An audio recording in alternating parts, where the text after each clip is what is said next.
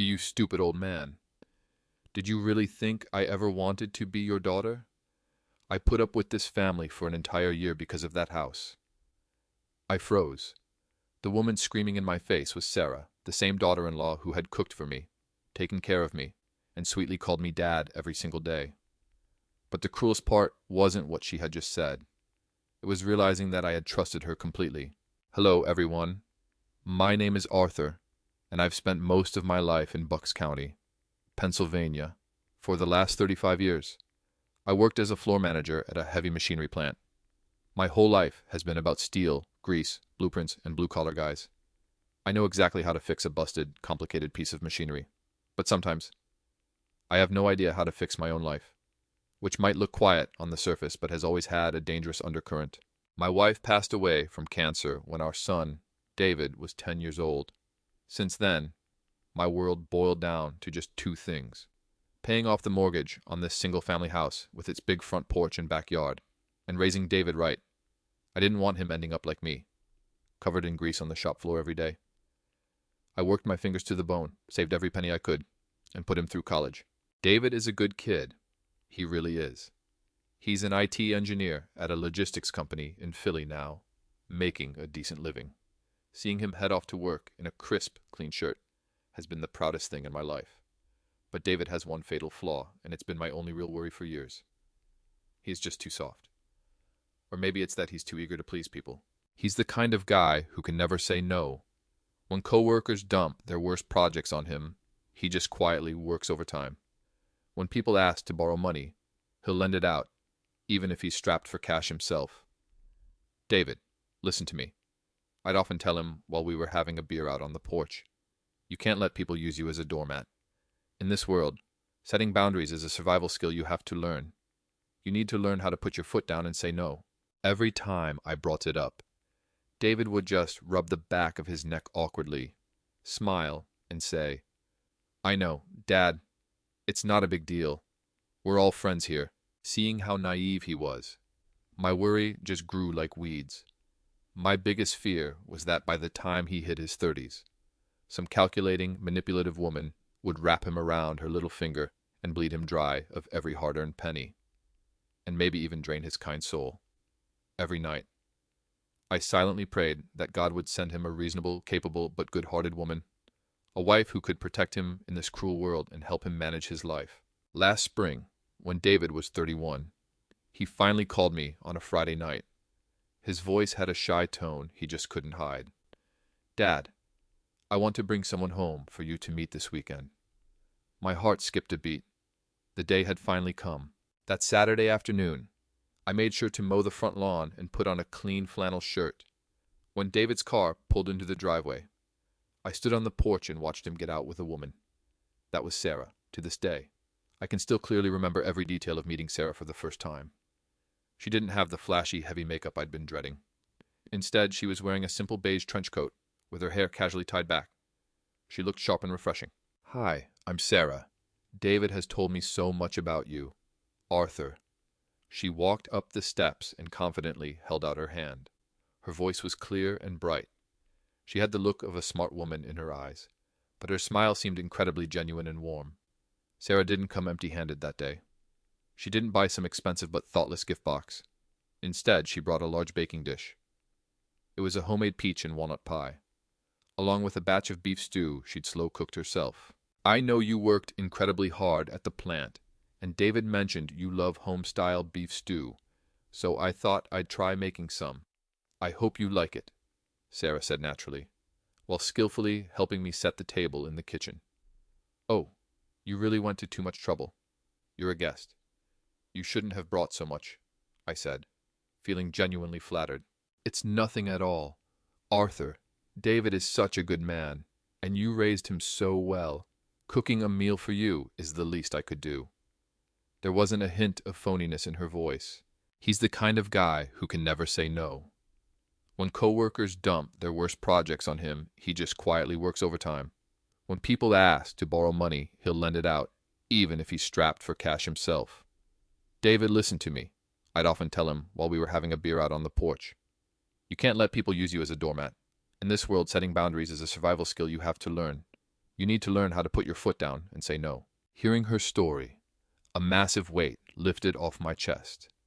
An independent woman with no complicated family baggage, who had survived and thrived on her own hard work. Wasn't that exactly the kind of partner David needed? Watching them drive away that night, I let out a deep sigh of relief and thanked God for answering my prayers. Last fall, David and Sarah got married. The wedding was incredibly simple, which was actually Sarah's idea. She said she didn't have family to invite and didn't like those extravagant, wasteful hotel weddings anyway. She just wanted a small ceremony at the local church, with a few close friends and family, followed by a backyard barbecue. Dad, let's use the money we save for a down payment on a house. It just makes more practical sense. Sarah told me at the time. I honestly wanted to give her a standing ovation. In today's superficial world, finding a daughter-in-law this grounded felt like I'd struck gold. Using his savings, plus some cash, I pitched in. David bought a townhouse in the suburbs, about a 20-minute drive from my place. Married life was even more perfect than I had imagined. Every weekend, Sarah would drag David over to visit me. She'd help me organize the garage, clean the leaves out of the gutters, and she even took the initiative to put weather stripping on my windows before winter hit. The thing that brought me the most peace of mind was that she took over David's finances. In the past, David's money just seemed to vanish into thin air. But once Sarah started budgeting and managing his 401k, his savings visibly grew. And she didn't just manage David's money. She started taking an active interest in my life, too. One day, she saw me sitting at the dining table with my reading glasses on, struggling to fill out paper medical bills and writing checks to mail out. Sarah walked over and gently put her hand on my shoulder. Dad, people don't do it this way anymore. Not only is it a hassle, but if the mail gets lost at the post office, it could mess up your credit score. But an old guy like me just can't wrap my head around all that complicated computer stuff, I said, shaking my head helplessly. That's what I'm here for, Dad. Sarah smiled and pulled out my iPad, which I normally only use to read the news. Let me download a few banking and health insurance apps for you.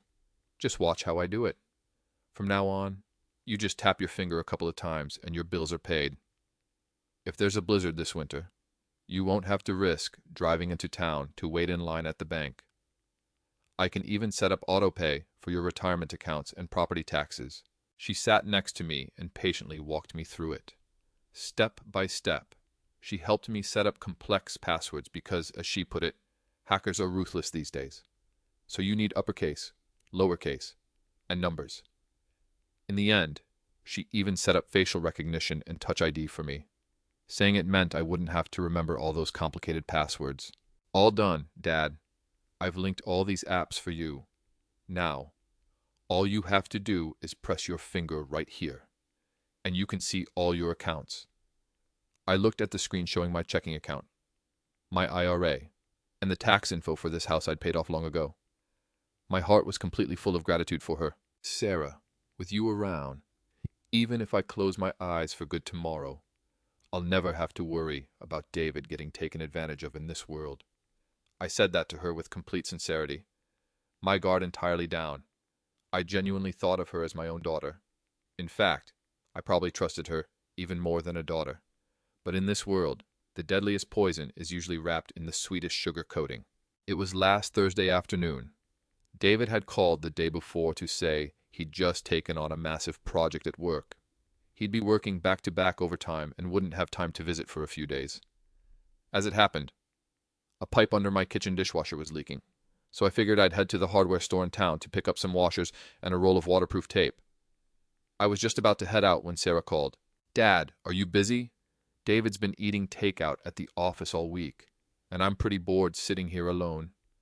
I thought I'd swing by to see you and drop off some cookies I just baked. Sarah, don't trouble yourself. I'm actually just about to head into town to Mark's hardware store to grab some plumbing supplies. Oh, perfect. I've been meaning to buy some solar lights for the yard. Let's go together.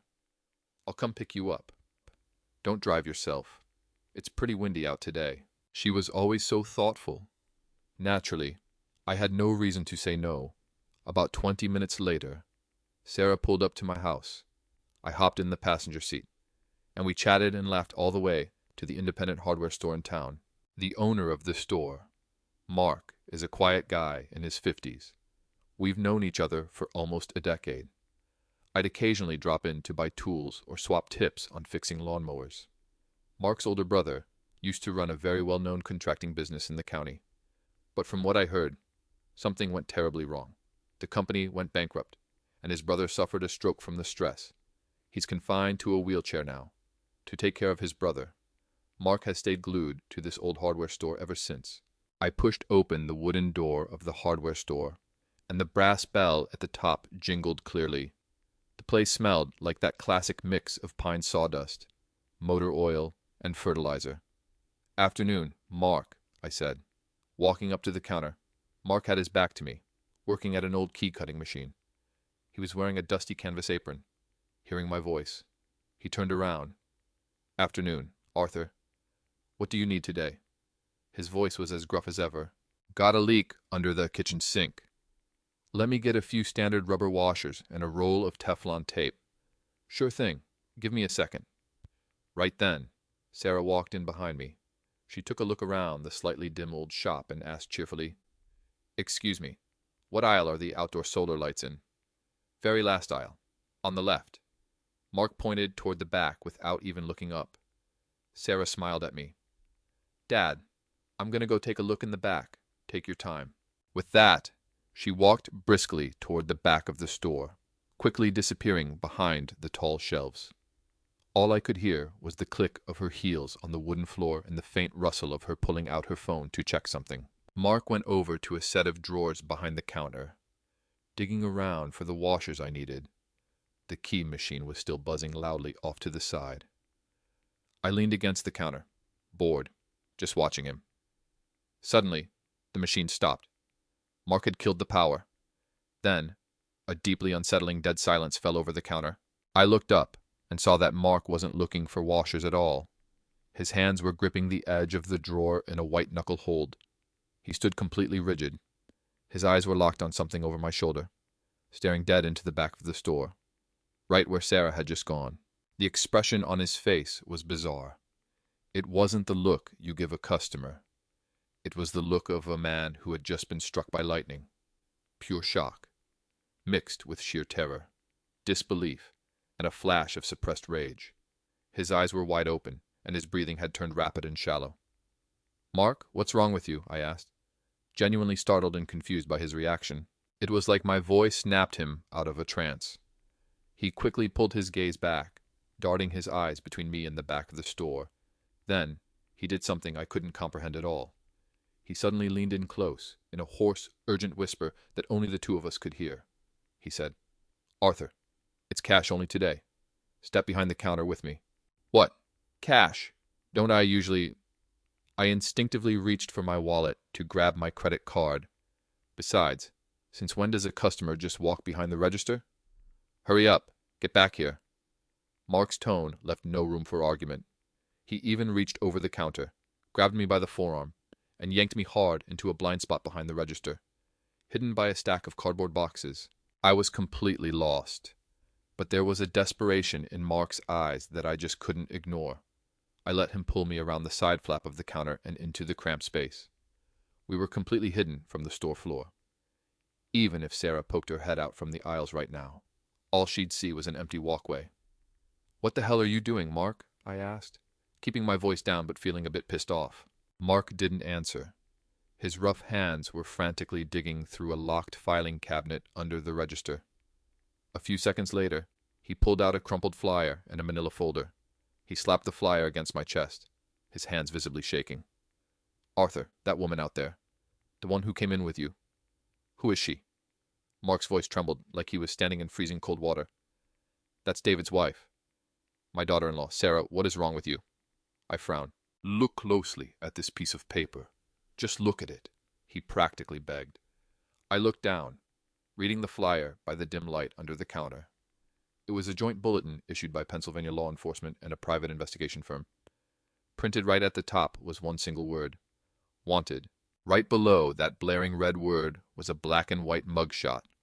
The woman in the picture looked a few years younger than she did now, and she had short hair. But those intelligent eyes, that straight nose, and that familiar half-smiling expression. It was absolutely Sarah. You could have carved her out of stone, and I still would have recognized her in a heartbeat. It was my daughter-in-law, Sarah, the same woman who was just sitting in my truck 20 minutes ago, debating what kind of roses we should plant in the yard. But I felt like I'd just been shoved into a meat freezer, because the name printed under the photo wasn't Sarah. It read, Rachel Moran. Below that were lines of black text that made my heart stop dead in my chest.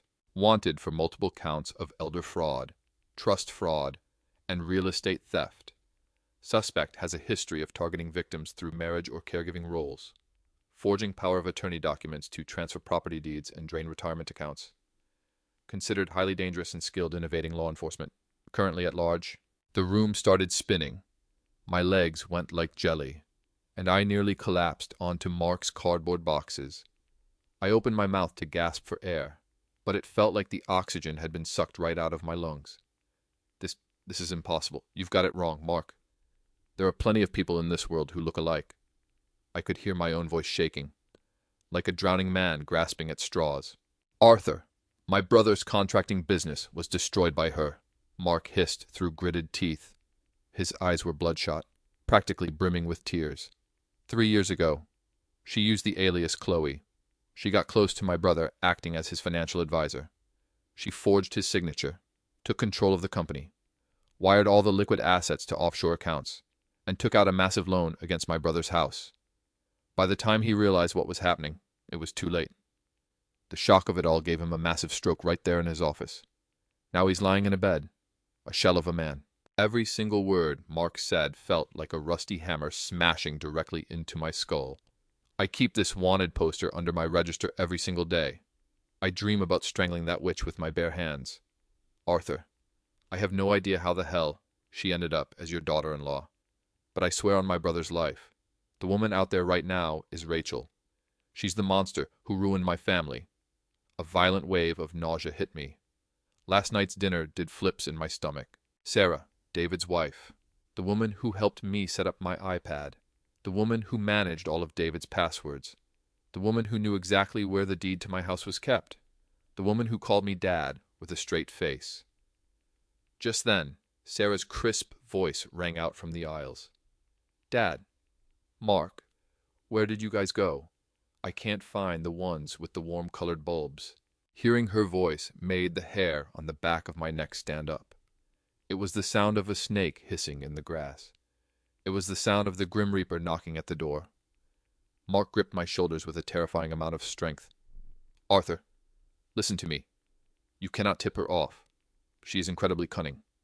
If you confront her now, she will bolt instantly, or worse. She might already have leverage over you. You have to act like you don't know a damn thing. What am I supposed to do? I looked at Mark in total desperation, my mind completely blank. Go pay. Act like nothing happened. Take your washers.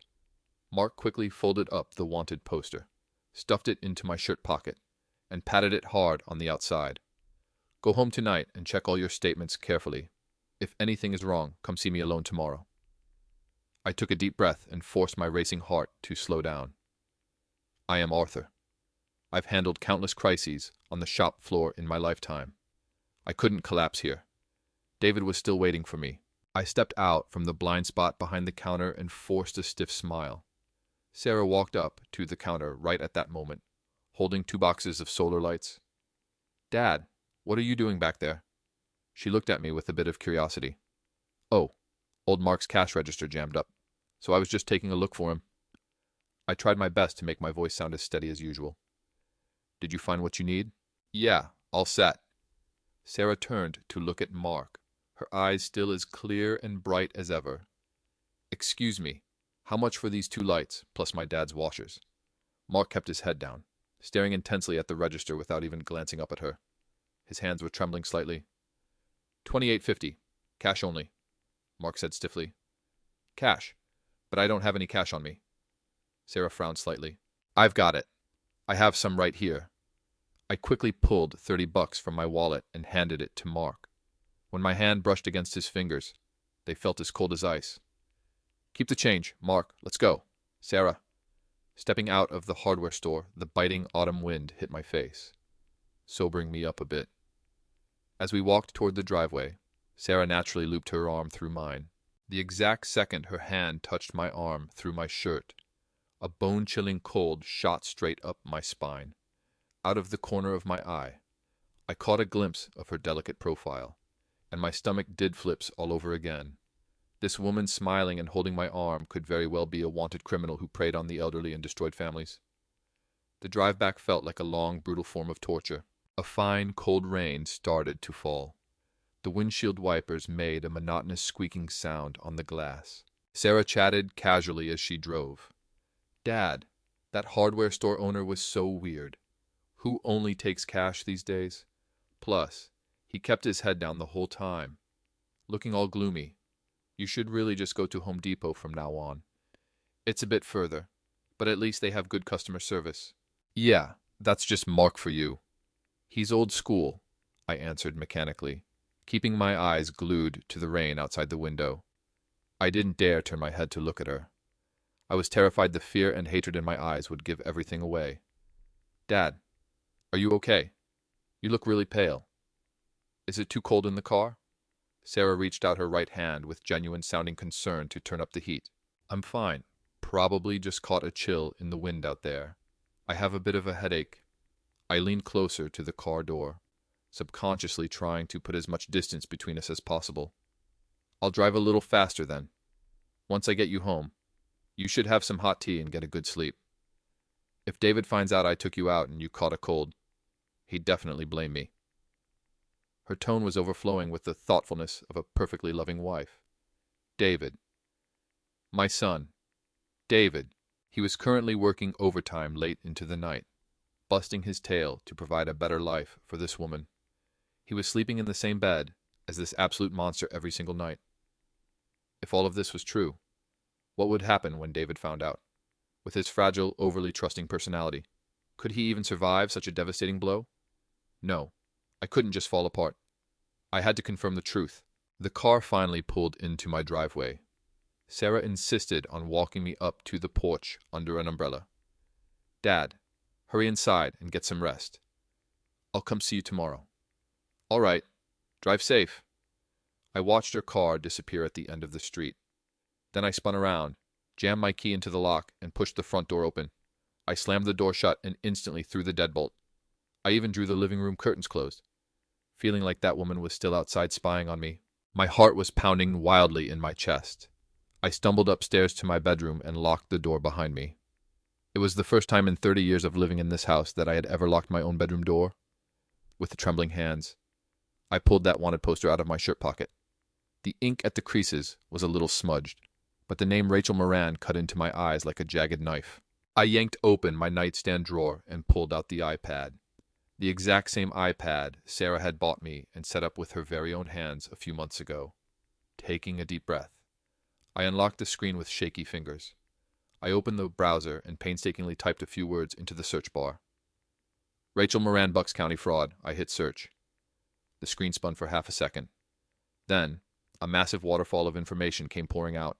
The top result was an article from a local Pennsylvania news site from 3 years ago. The headline was absolutely chilling. It read, "Families of Black Widow fraud victims speak out. She didn't just steal his money. She took my father's life." I clicked the link. The article had a photo attached. It was Sarah. She had dyed blonde hair back then and wore thick black-rimmed glasses, making her look like a strict professional businesswoman. But those facial features, it was undeniably her. The article detailed her exact methods. She specifically targeted widowed elderly men, or soft-spoken, naive young bachelors with decent savings. Just like David, she used incredibly high-level social skills and meticulous care to rapidly build trust. Once she successfully embedded herself into her victims' lives, she would use excuses like financial planning, tax avoidance, or setting up a trust just in case to get them to sign over power of attorney. After that, she would drain their IRA retirement accounts, mortgage their properties, and vanish into thin air with all the cash. I kept scrolling down the screen. There was an online forum set up by the families of her victims. It was filled with heartbreaking, blood-boiling accusations. My brother owned a paid-off house in Philly. This woman named Rachel pretended to be his girlfriend. In less than a year, she used a forged signature to file a quitclaim deed, adding her name to the title. Then she mortgaged the house to a predatory loan company. My brother is now living in my basement, surviving on antidepressants every single day. She claimed to be a professional financial planner. My dad handed his life savings over to her to manage. By the time we realized something was wrong, the money had already been wired to the Cayman Islands. The cops said she only ever used fake identities, and they couldn't track her down at all. Staring at that iPad screen, a suffocating, sickening chill spread through my entire body. I felt like the device in my hands was a ticking time bomb. After all, she was the one who set it up for me. Oh God, David. My David.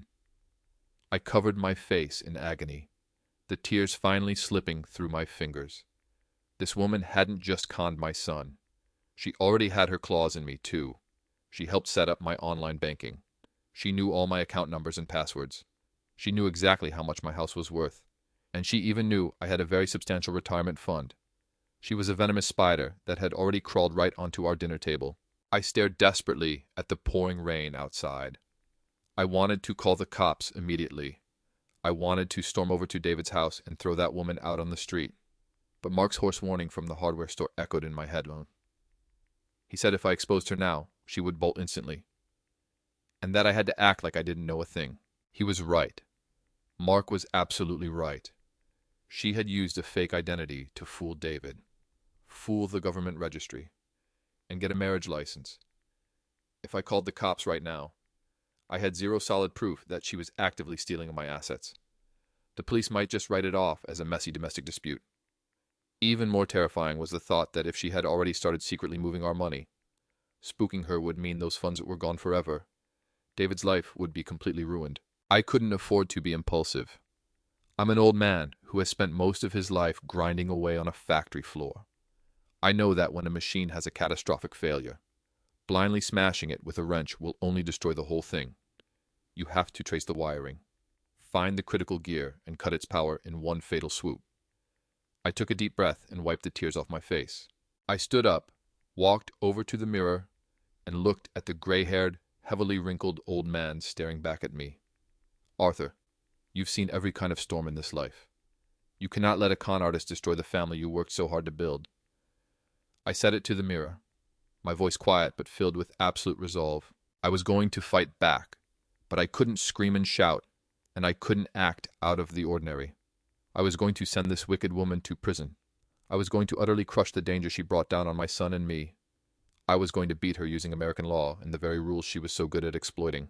Tomorrow, Friday, I had to act immediately. I needed to take a trip to my local Wells Fargo branch. After that, I was going to see my family attorney, a man I hadn't spoken to in 5 years.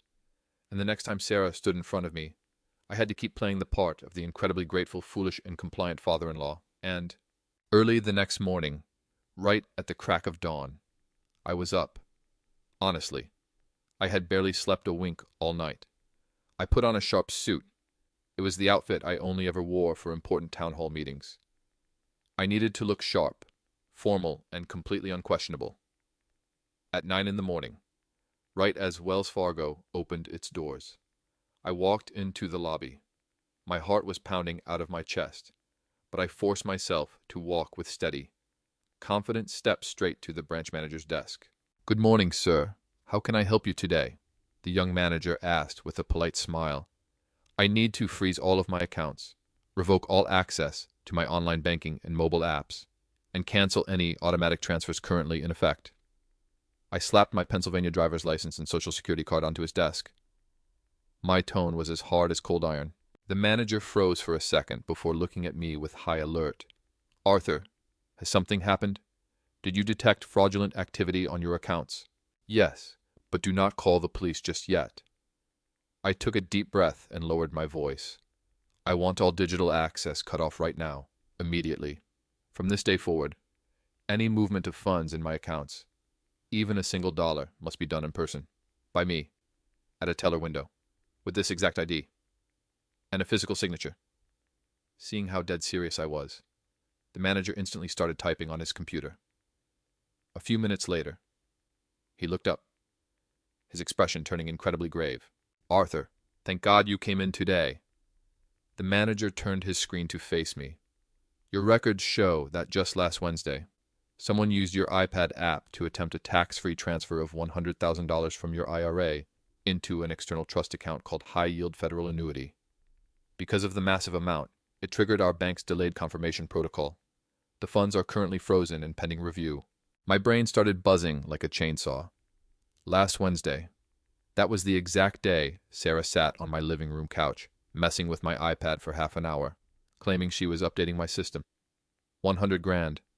That was my retirement money, earned from 35 years of breathing in factory dust. She almost stole it all right under my nose. Cancel that transfer right now, I said through gritted teeth, my palms dripping with cold sweat. It's already been intercepted and canceled for you. All your digital access has now been revoked. The manager handed me a document to sign. Walking out of the bank, I felt like I had just slammed on the brakes right at the edge of a cliff. But the danger was far from over. My next stop was Henderson's law firm on Main Street, right in the center of town. Attorney Henderson was an old friend of the family. He handled my late wife's will and the title paperwork for my house years ago. He was a gray-haired, highly meticulous, old-school American lawyer, sitting in his office stacked high with case files. I laid out the copy of the wanted poster Mark gave me. Then I told him exactly what I had just discovered at the bank that morning. Henderson took off his reading glasses. His face turned ashen. Arthur, you are in deep trouble. This is a textbook case of elder financial exploitation. He quickly booted up his computer and logged into the county clerk's public real estate record system. Let me check the status of your house. A few seconds later, he let out a massive sigh of relief. Thank God. Your deed is still solely in your name. But, his brow furrowed deeply. The system shows that last week, someone inquired at the county courthouse about how to file a durable power of attorney under your name. If she gets her hands on that document, she can legally sell your house in your name, empty your bank accounts entirely, and even stick you in a nursing home. I started shaking all over. A few weeks ago, she did have me sign a couple of medical and tax forms. She said it was to help me avoid some taxes. That was absolutely the power of attorney in disguise. Henderson slammed his hand hard on the desk. Listen to me, Arthur. We are going to draft a revocation of power of attorney right now and file it officially with the county court. No matter what you signed before, it will be completely null and void by this afternoon. So can we call the cops to arrest her right now? I asked eagerly. Henderson shook his head, his eyes sharp. No, she's using a fake name, and so far, she hasn't successfully moved any of your major assets. If we call the police now, legally, this would likely just turn into a drawn-out civil dispute. She'll claim that $100,000 transfer was just a financial plan you verbally agreed to. A professional grifter like her can pack her bags and vanish across state lines at a moment's notice, only to change her name and con the next guy. Plus, David would completely break down. He wouldn't be able to handle the truth. Then what am I supposed to do? Let her take the final step of her crime. Make her leave behind concrete. Undeniable evidence of a federal felony. Henderson leaned forward over his desk. Since she can't touch your cash, her next target will absolutely be your paid-off house. She's going to try to get you to sign a quitclaim deed or trick you into a bogus living trust. You need to play along. Right at the exact moment she thinks she's won. I'll have the county sheriff waiting in your living room with a warrant. Walking out of that law firm, the weight on my shoulders felt even heavier. I wasn't just protecting my property anymore. I was playing a high-stakes game of life and death. Friday night, I quietly slipped around to the back door of Mark's hardware store. Mark handed me a tiny black audio recorder. Arthur, I pulled some strings to get this. It's police-grade wire equipment. You can tape it to the inside of your shirt pocket. That financial expert she hangs around with has to be an accomplice. 3 years ago, the scumbag who conned my brother into signing those bankruptcy papers was named Julian. If it's him again this time, I want to see him rot in a cell. Don't worry, Mark. None of them are getting away. I gripped that cold piece of recording equipment tightly in my hand. The weekend arrived right on schedule. David and Sarah showed up at my house with takeout, just like they always did. David looked absolutely exhausted, with dark circles under his eyes. Sarah, on the other hand, was glowing. She expertly heated up the pizza in the kitchen and brought it out to the dining table. Dad, how have you been feeling these last couple of days? Sarah asked with total fake concern while pouring me a glass of water. I'm all right. Just a little bored sitting around the house. I tried my best to make my voice sound old and sluggish. Right in the middle of dinner, Sarah suddenly shifted the conversation and let out a dramatic sigh. David, look at your dad living in this huge house all by himself. Going up and down those stairs is so inconvenient for him. Plus, having to pay those high property taxes and maintenance fees every year. It's just too much of a burden. David rubbed his temples and looked at me with guilt in his eyes. Yeah, Dad, I've been so busy with overtime lately. I haven't even had time to come mow the lawn for you. The fox was finally showing her tail. My heart jumped into my throat, but on the outside, I just nodded helplessly. Yeah, well, I'm getting old. I do feel like it's getting harder to keep up with. Sarah's eyes instantly lit up. She put down her fork and knife and leaned in slightly, looking exactly like a greasy salesman pitching snake oil. Dad, I've actually helped a few of my older clients handle similar situations recently. Have you ever heard of a revocable living trust? I shook my head, playing clueless. A trust? What's that? Sounds like something only those rich folks on Wall Street mess with. No, Dad. It's actually super common nowadays. Sarah gently grabbed one of my hands. The touch of her skin made me want to pull away, but I forced myself to sit still. You can put this house into a trust. By doing that, not only do you avoid expensive probate fees, but you can also use something called a reverse mortgage. You'd get a generous chunk of tax-free cash out of the trust every single month. You wouldn't even have to move, and you'd magically have a huge boost to your retirement fund. And when David inherits it later, he wouldn't have to pay a dime in taxes. Hearing this, David looked pretty surprised. Sarah, is there really something that good? How come I've never heard of it? Oh, all you know is how to write code. You don't know the first thing about complex financial planning. Sarah playfully swatted David's arm. Dad, it really kills 3 birds with 1 stone. Your retirement would be so comfortable. You could even spend your winters down in Florida if you wanted to. I looked at her face, painted with all that fake sincerity, and sneered on the inside. A trust. A reverse mortgage? The second I signed my name, this house would quietly disappear into a shell company they controlled. But I remembered Henderson's instructions. I had to swallow the bait. I purposely widened my eyes, acting completely thrilled. I get money every month, and I don't even have to move. Does a deal like that really exist? Sarah, you are such a smart girl. Thank goodness David married you. Of course, Dad. I'm David's wife, which makes me like a daughter to you. I have to look out for you and David's future. Sarah smiled like a blooming poisonous flower. But documents like this need a professional wealth planner to handle them. I actually know the top trust expert in Philly, a man named Julian. If you're willing, I can invite him to come directly to the house next week to give you a free evaluation. Hello, everyone. My name is Arthur, and I've spent most of my life in Bucks County, Pennsylvania. For the last 35 years, I worked as a floor manager at a heavy machinery plant. My whole life has been about steel grease blueprints and blue-collar guys. I know exactly how to fix a busted, complicated piece of machinery. But sometimes I have no idea how to fix my own life, which might look quiet on the surface but has always had a dangerous undercurrent. My wife passed away from cancer when our son David was 10 years old. Since then, my world boiled down to just 2 things paying off the mortgage on this single-family house, with its big front porch and backyard and raising David, right? I didn't want him ending up like me, covered in grease on the shop floor every day. I worked my fingers to the bone, saved every penny I could, and put him through college. Looking at my naive son, a wave of bitterness hit my heart. David, my foolish boy. If I actually listened to her, the 2 of us would be evicted by the sheriff and living on the streets by next month. Over the next few days, Sarah became overly attentive. She even took time out of her lunch break on a weekday to swing by, using the excuse that she needed to find some old tax receipts for Julian to reference. I watched her rummage through my study. It was brutally obvious she was tearing the place apart, looking for the original deed to the house. Thank God Henderson had already told me to put all my original legal documents into a safe deposit box at the bank. The only things left in my drawers were useless photocopies and scrap paper.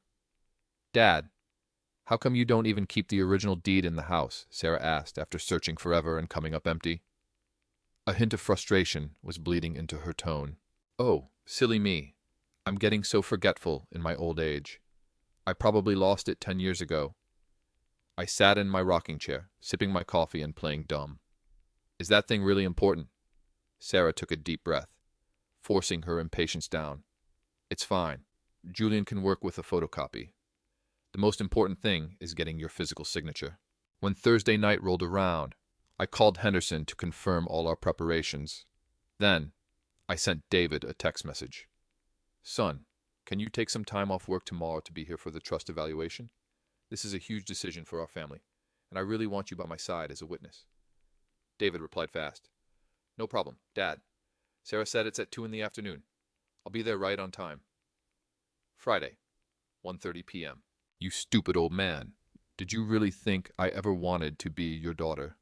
I put up with this family for an entire year because of that house I froze." The woman screaming in my face was Sarah, the same daughter-in-law who had cooked for me, taken care of me, and sweetly called me Dad every single day. But the cruelest part wasn't what she had just said. It was realizing that I had trusted her completely. Sarah was standing on the porch.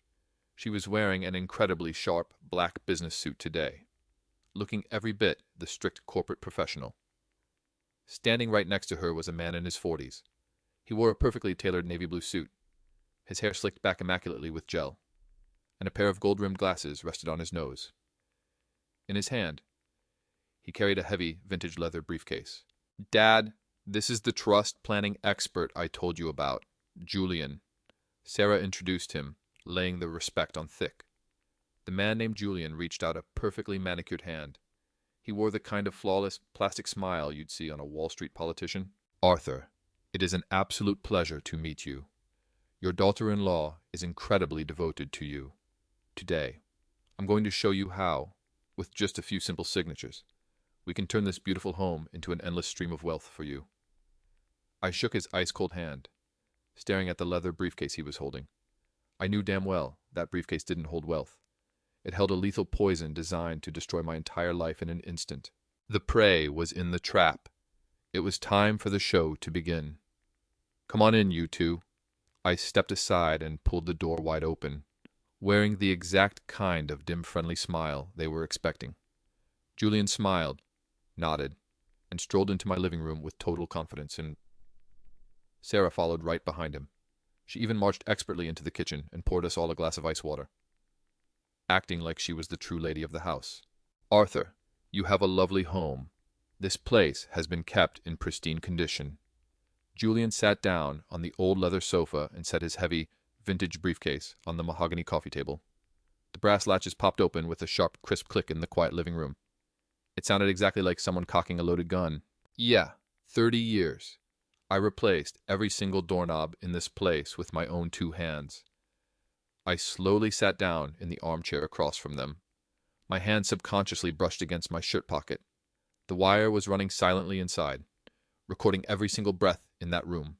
Julian pulled an incredibly high-end navy blue folder out of his briefcase. The words "Golden Years Secure Trust" were printed on the cover in gold foil lettering. He slid the folder across the table to me and flipped open the first page. "Arthur, Sarah has already filled me in on your background. You're a hard-working blue-collar American who has dedicated his whole life to his family. Now, it's time to let your assets work for you." Julian's voice was smooth and magnetic. He sounded exactly like one of those late-night infomercial hosts peddling miracle diet pills. He pointed to the dense blocks of legal text in the contract. "Look right here. This is a comprehensive document combining a revocable living trust with a quitclaim deed. Once you sign your name, the legal title of this house will be transferred into a trust company, customized specifically for you. In exchange, the trust will directly deposit a tax-free annuity of $2,500 into your personal checking account every single month. Not only do you get to keep living here, but you'll have a fantastic cash flow. $2,500 every month? I purposely acted blown away, my eyes wide. That's right, Dad, Sarah chimed in, gently placing her hand over mine. Her thumb soothingly rubbed my skin. That money is more than enough to cover all your bills. You could even use some of it to help David pay for that advanced IT certification he's always wanted. This is the absolute best setup for our whole family. But wait.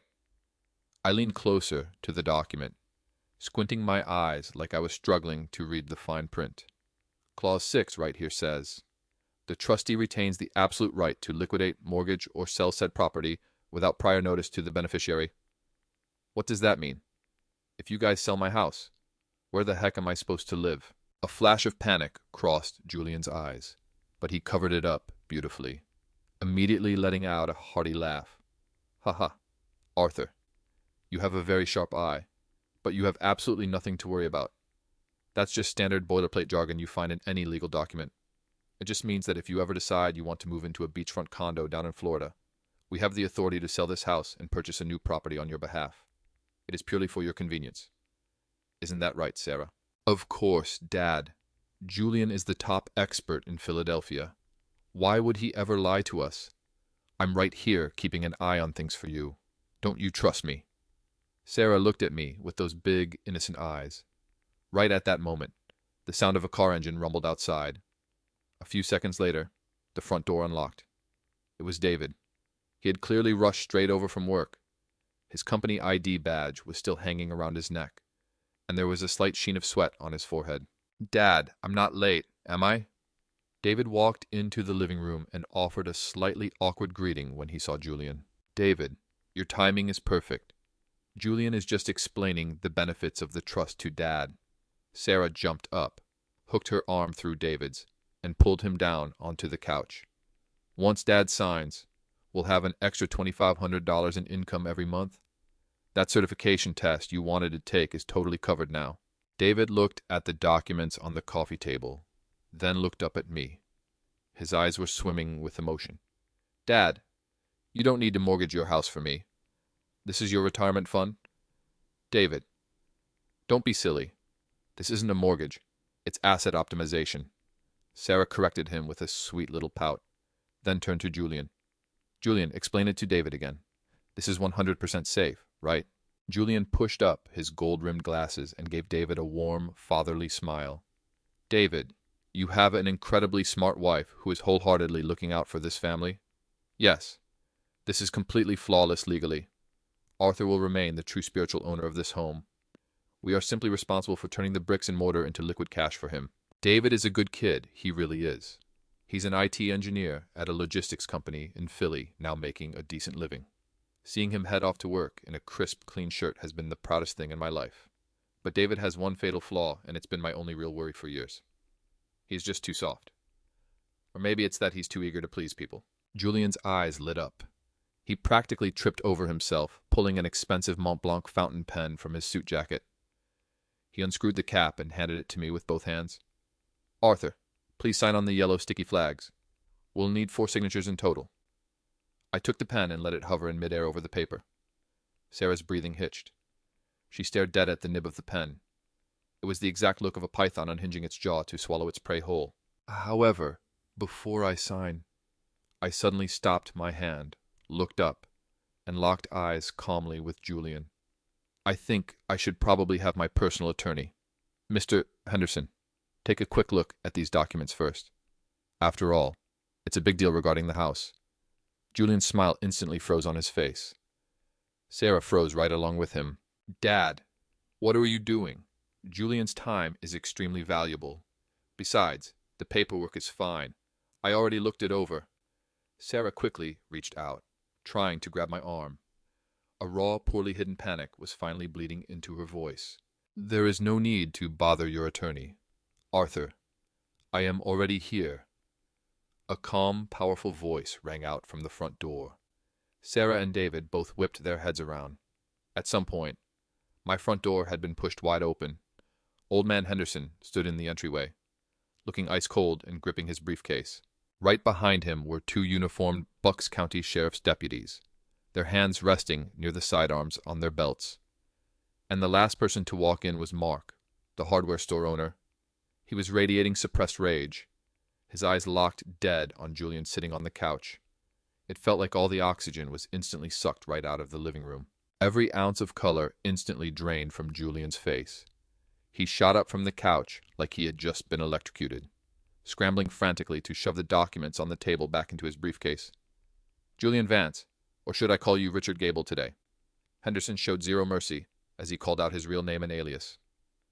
The district attorney's office has been looking for you for a long time. You still have 2 unsettled trust fraud cases over in New Jersey.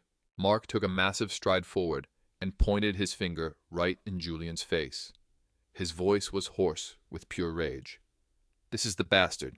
3 years ago, he wore this exact same flashy suit and conned my brother into signing bankruptcy papers. You bloodsucker. My brother is still stuck in a wheelchair because of you. You have the wrong guy. I don't know what you are talking about. This is a legal business meeting.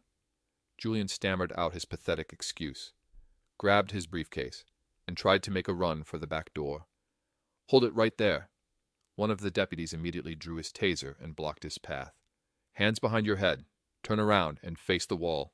David was completely paralyzed by the sudden chaos.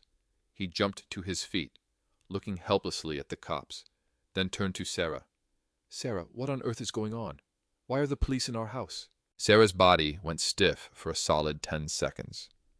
But this woman's survival instincts were truly terrifying. Suddenly, her eyes turned red, and tears started falling like a broken string of pearls. She grabbed David's arm and cried out, David, I don't know. I just found this financial planner online. I had no idea he was a fraud. Dad, David, we are victims here too. Watching her masterclass in acting, I felt a deep, sickening wave of disgust. I casually tossed that expensive Mont Blanc fountain pen onto the coffee table and stood up. I was no longer the submissive, slow old man who needed his daughter-in-law to teach him how to use an iPad.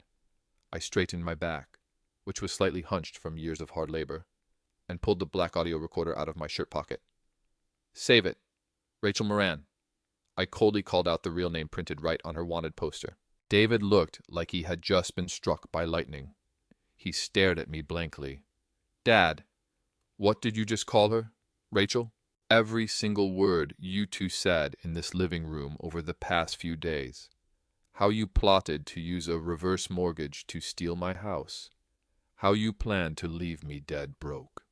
Even how you just step-by-step manipulated me into almost signing that quitclaim deed. It is all recorded right here. Crystal clear. I held up the recorder and hit the play button.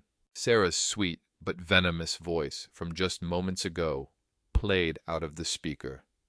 Once Dad signs, that certification test you wanted to take is totally covered now. Right after that came Julian's voice. We are simply responsible for turning the bricks and mortar into liquid cash for him. David's face went as pale as a sheet of paper. He turned his head and looked at the wife he had shared a bed with for almost a year. His eyes were filled with absolute disbelief, terror, and heartbreak. Sarah, no. Who are you? You have been lying to me this whole time. Even our marriage is a scam. Facing a mountain of undeniable proof, the tears on Sarah's face, or rather Rachel's face, vanished instantly. That mask of a gentle, virtuous wife completely shattered, revealing her true face. It was twisted, bitter, and full of raw malice. She violently shook off David's hand and looked at him like he was a piece of trash. She let out a cold sneer. Don't touch me, you useless coward.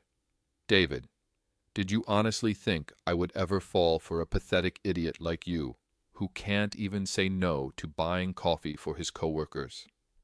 If it weren't for the fact that you had a soon-to-be dead, gullible father sitting on a paid-off property, I wouldn't have wasted a single second on a boring suburban nerd like you. You... David stumbled backward 2 steps and collapsed onto the couch. Those words were sharper than any blade, piercing right through every last shred of his dignity.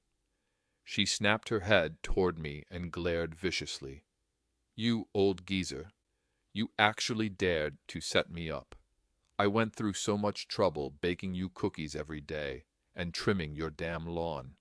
I played the perfect daughter for a whole year just to get my hands on this rundown house. You were right on the hook. I never planned on setting you up. You just got too greedy. Rachel, did you really think American seniors are just helpless sheep waiting to be slaughtered? I looked at her calmly. There was no anger in my eyes, only the cold indifference of someone who saw right through her. Rachel Moran, you are under arrest. The two deputies stepped forward and pulled out their handcuffs. You have the right to remain silent. Anything you say can and will be used against you in a court of law. The cold metal handcuffs locked around her wrists with a sharp click. Julian, who was acting so arrogant just moments ago, was now pinned hard against the wall by the other deputy, completely cuffed. David, you coward. Are you just going to sit there and watch your wife get dragged away? Rachel kept screaming like a lunatic as she was escorted out the door, but David just buried his face in his hands, his entire body shaking violently. He didn't even look up at her once. Flashing their red and blue lights, the police cruisers pulled out of my driveway, taking those two monsters away. Old Attorney Henderson patted my shoulder and took the audio recorder and the forged trust documents to use as evidence in court. Mark walked over and gave me a tight, firm hug. Arthur, thank you. You didn't just save yourself. You got justice for my brother. Mark's eyes were visibly wet. Go home and have a beer with your brother. Mark, we can finally get a good night's sleep tonight, I said softly, once everyone left. A dead, heavy silence fell over the house. David was still sitting on the couch, staring at the fancy trust documents scattered in front of him. Suddenly, like a madman, he grabbed the thick stack of papers, violently ripped them in half, and then tore them into tiny pieces, throwing them all over the floor like snow. I am such an idiot. I am a complete and utter fool. David broke down sobbing, gripping his own hair so hard his knuckles turned white. Dad, I am so sorry. I am the one who brought that monster into this house. I almost got you thrown out on the streets. I really thought I was happy. I thought I finally had a family of my own. Seeing my son crying like a 3-year-old child, it felt like an invisible hand was squeezing my heart so tight I couldn't breathe. I wanted to walk over and hug him, to comfort him the same way I did when he scraped his knee as a kid, but I stopped in my tracks. I walked up to him and looked down at him. I didn't reach out to stroke his hair. Instead, using the most stern voice I had ever used in my entire life, I said, David, lift your head and look at me. He looked up, sobbing, his face completely covered in tears. Crying isn't going to solve a damn thing. You almost got me killed, and you almost ruined your own life. And it wasn't because you had bad luck. It's because you are too soft. My voice echoed through the empty living room. Do you think just going along with people and never saying no makes you a good person? You're wrong. In this world, kindness without boundaries is just handing a knife to the bad guys. You let her control your bank accounts. You let her dictate your life. You even turned a blind eye when she started eyeing your old man's assets. All because you wanted to desperately maintain the illusion of a perfect marriage. David stopped crying and stared at me blankly, his lips trembling slightly. I bled and sweated on that factory floor my whole life to shelter you from the storm, but I was wrong. I protected you so much that you grew into a man who can't even protect himself. I pointed straight at the front door. Right now, the beast that tried to eat us alive has been locked in a cage. But if you don't change, tomorrow there will be another beast sniffing out your weakness and knocking on that door. Wipe your tears and stand up. It is time you learned how to be a man. David looked at the shredded paper all over the floor, then looked back at me. He aggressively wiped the tears off his face with his sleeve. He didn't argue, and he didn't shed another tear. He stood up, walked into the kitchen, grabbed a broom and a trash bag, and silently started cleaning up the mess on the floor. I'm going to throw out everything she left at my place. Every single piece of it. David kept his head down. His voice was hoarse but incredibly resolute. Dad, I am sorry. I promise you. This is the last time. Watching his back as he swept the floor, I felt a slight dampness in the corners of my eyes. It was a brutally bitter pill to swallow, but I knew that right in this very moment, my son had finally truly grown up. A few months later, the sentencing for the case took place at the Bucks County Courthouse. It turned out that Attorney Henderson's cooperation with the police was absolutely flawless. The audio on that wire, combined with the documents in Julian's briefcase that he didn't have time to destroy, formed an undeniable mountain of ironclad evidence. Federal prosecutors even found out they had been using shell LLCs to launder money across state lines, hitting them with serious charges of wire fraud and elder abuse. During the sentencing, the judge reprimanded them with incredibly harsh words. Exploiting the loneliness of the elderly and the trust of family members for massive profit is one of the most despicable crimes in modern society. You didn't just rob them of their money. You robbed them of the dignity they deserved in their twilight years. In the end, Julian, also known as Richard Gable, was sentenced to 15 years in federal prison, and Rachel Moran, the good daughter-in-law who used to bake me cookies in my very own kitchen, got 10 years and 6 months behind bars, with no possibility of parole. When the sentencing was over, I sat in the gallery and took one last look at Rachel from a distance. She was wearing an orange jumpsuit. Her hair was a mess, and her skin looked sickly and yellow. When she turned her head and saw me, her eyes were still burning with venom, but I didn't feel an ounce of fear anymore.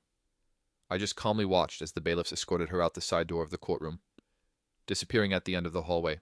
Justice might have arrived a little late, and the journey was filled with terrifying risks and pain, but in the end, it brought its gavel down hard. Life went on. After that massive storm blew over, David and I made a decision. We sold that old single-family house filled with terrible memories, using the money from the sale, plus the retirement funds I managed to protect. I bought a smaller, but incredibly comfortable single-story condo on the other side of town. More importantly, I used the leftover cash to buy into Mark's hardware store, making me a half-owner. Now, I still head down to the shop every day to help out. I chat with the rugged blue-collar guys about how different tools perform. It makes me feel like I finally got my groove back. David had the biggest transformation of all. He quit that supposedly decent IT job in Philly, where everyone used him as a doormat. He went out and got his commercial driver's license. Now he works at a massive logistics company as a night shift dispatcher and truck driver. It is pure physical labor, and it is incredibly tough, but he takes it extremely seriously. His shoulders have broadened, and there is a fierce determination in his eyes that was never there before. Just the other weekend, David pulled up to my new condo in his pickup truck. He had just gotten off the night shift, wearing a dusty work jacket and carrying 2 cups of black coffee in his hands. The two of us sat on the wooden chairs out on the porch, looking at the golden autumn leaves falling outside.